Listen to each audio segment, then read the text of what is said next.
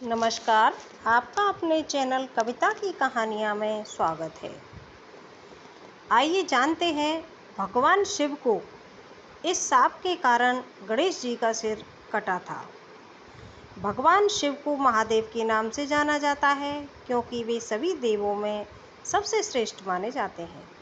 माना जाता है कि जब कोई भी देवता, असुर या मनुष्य कष्ट में होता है तो वे भगवान शिव को स्मरण करके अपने दुखों का अंत करने को कहता है।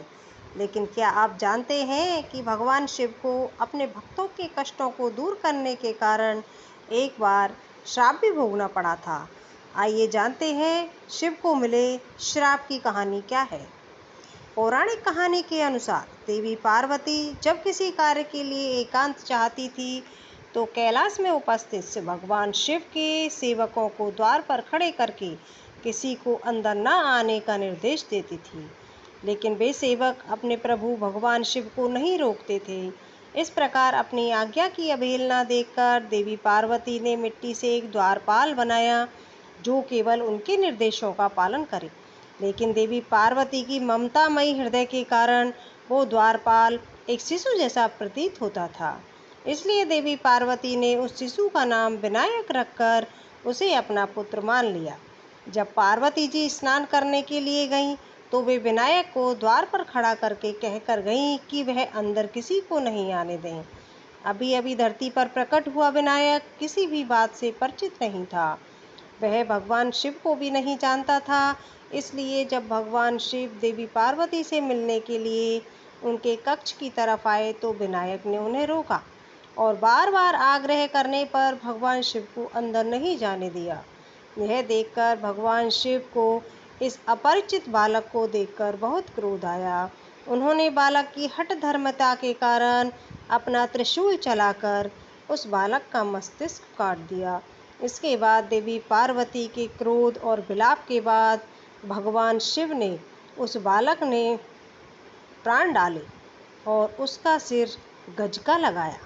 इस कहानी को ज़्यादातर लोग जानते हैं, लेकिन क्या आप जानते हैं कि भगवान शिव को एक महान ऋषि का श्राप दिया था, जिस कारण श्राप के प्रभाव से समय को कुछ इस गति से आगे बढ़ाया कि एक दिन भगवान शिव को स्वयं अपने पुत्र का सिर काटना पड़ा।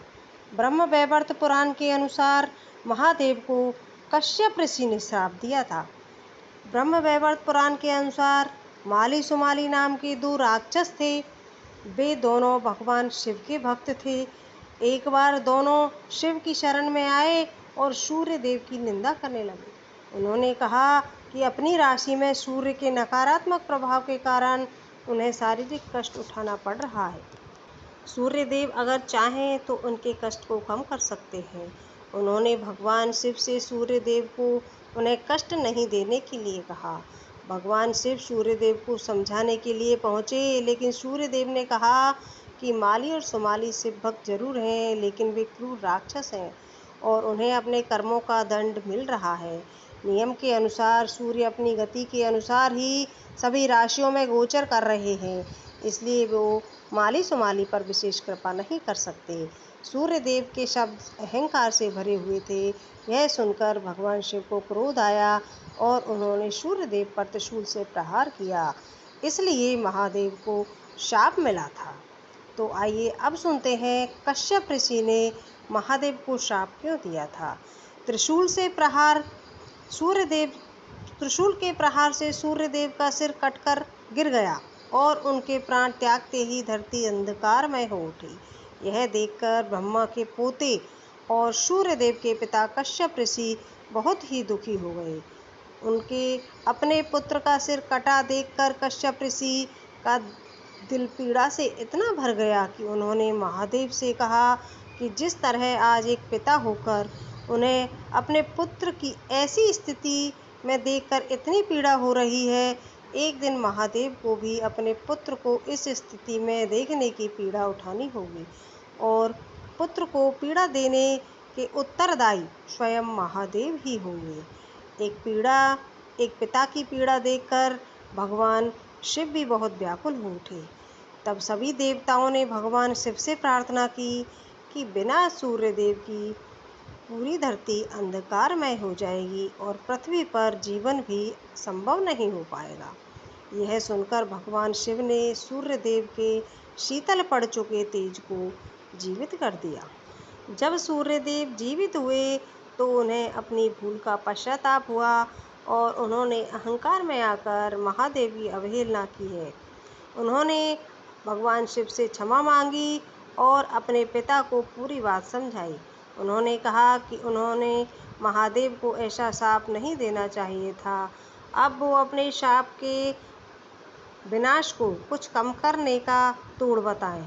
यह सुनकर कश्यप ऋषि ने कहा कि दिया गया श्राप वापस नहीं लिया जा सकता, लेकिन महादेव ने जिस तरह सूर्यदेव को जीवित किया है वे अपने पुत्र को भी जीवित कर पाएंगे और अपने अलग स्वरूप की वजह से महादेव का पुत्र देवता के रूप में घर घर पूजा जाएगा।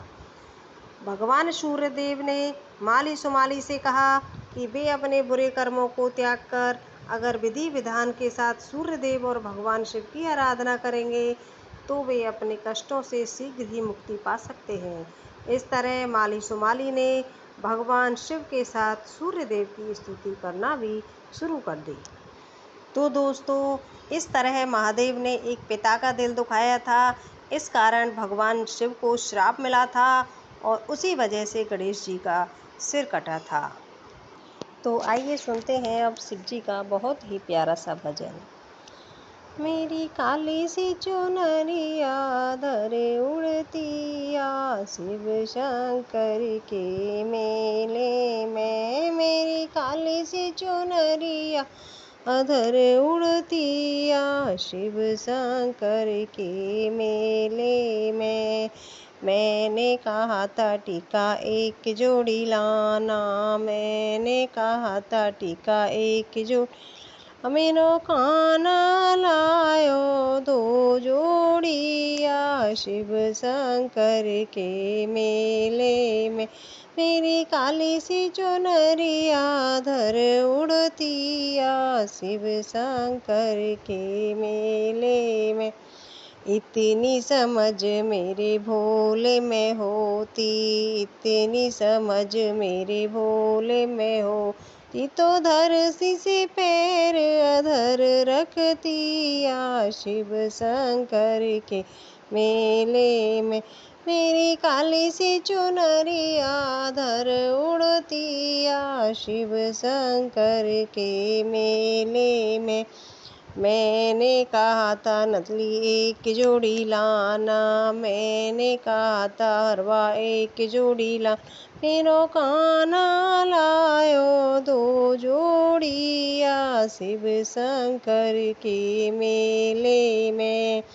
इतनी समझ मेरे भोले में होती, इतनी समझ मेरे भोले में होती, तो धरती से पैर अधर रखतिया शिव शंकर के मेले में।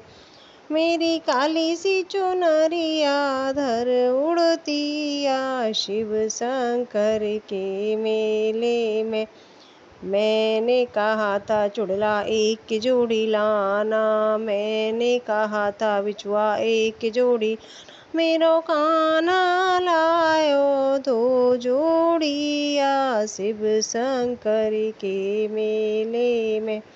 इतनी समझ मेरे भोले में होती, इतनी समझ मेरे भोले में होती, तो धरती से पैर अधर रखतिया शिव शंकर के मेले में। मेरी काली सी चुनरिया अधर उड़तिया शिव शंकर के मेले में।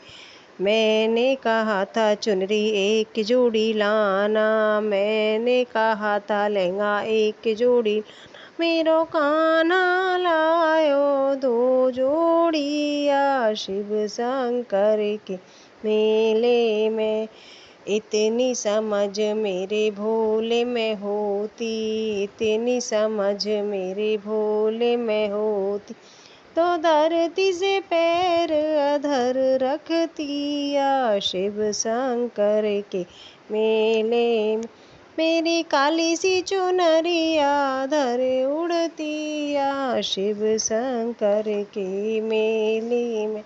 दोस्तों, आपको मेरी कहानी अगर पसंद आई है तो कृपया चैनल को लाइक और सब्सक्राइब करें। धन्यवाद।